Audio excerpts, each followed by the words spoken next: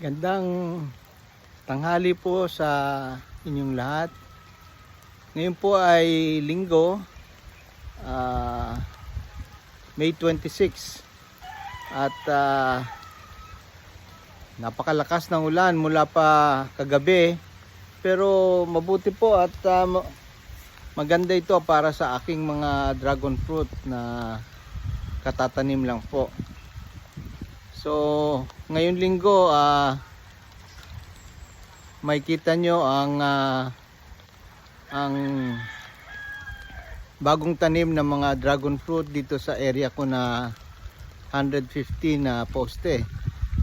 At sa sobrang dami ng ulan, siguro magandang tubo nito for the rest of the weeks. Salamat kay Bagyong Aghon at napakadaming ulan ang binigay dito sa aking dragon fruit. Although wala pang mga flowers, pero sa susunod na mga araw at linggo mabilis ang tubo ng aking mga dragon fruit na ito na variety red. Yan po ang aking report for this day, Sunday, May 26. Maraming pong salamat.